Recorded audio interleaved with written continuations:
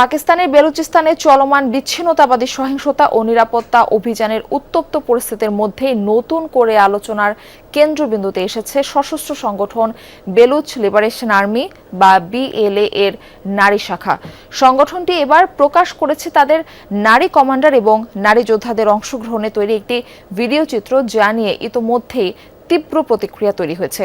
ভিডিওতে বেলুচ জনগণকে সরাসরি স্বাধীনতা আন্দোলনের প্রতি সমর্থন জানানোর আহ্বান জানানো হয়, যা পরিস্থিতিকে আরো উত্তপ্ত করে তুলেছে। লোডশেডিং কিংবা ঘরের বাইরের তীব্র গরমে ওয়ালটন রিচার্জেবল ফ্যান থাকলে থাকবে শুধু বাতাস আর বাতাস। পাহাড়ি এলাকায় চলছে স্বয়ংক্রিয় অস্ত্রের প্রশিক্ষণ, আর প্রশিক্ষণপ্রাপ্তরা সবাই নারী। সম্প্রতি এই ভিডিও প্রকাশ করে পাকিস্তানের বেলুচিস্তানের সশস্ত্র গোষ্ঠী বালুচ লিবারেশন আর্মি। যাদের সামরিক প্রশিক্ষণ দেওয়া হচ্ছে তারা সবাই বিএলএ এর নারী শাখার সদস্য।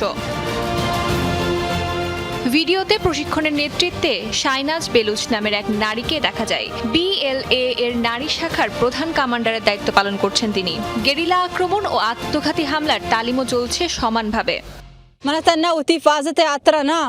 আমি এখন বন্দুক হাতে নিয়েছি শুধু নিজের সুরক্ষার জন্য নয়, বরং আপনাদের সবার জন্য।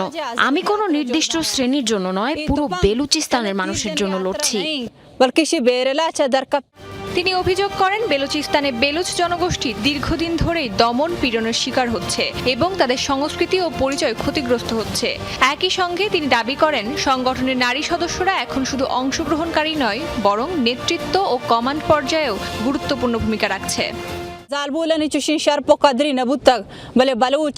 বেলুচ নারীরা আর ঘরের ভেতরে সীমাবদ্ধ নেই, তারা এখন আন্দোলনে যুক্ত।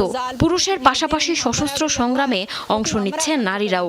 ঐতিহাসিকভাবে বেলুচ সমাজে নারীরা সমান মর্যাদা পেলেও পরবর্তীতে বিভিন্ন রাজনৈতিক ও শাসক কাঠামোর কারণে সেই অবস্থান দুর্বল হয়েছে।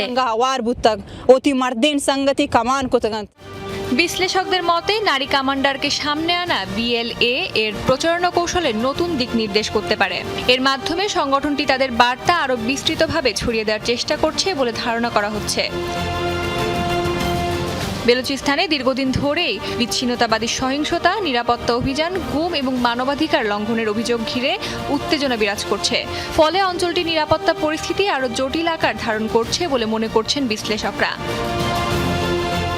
অস্মিতা বিশ্বাস, যমুনা নিউজ।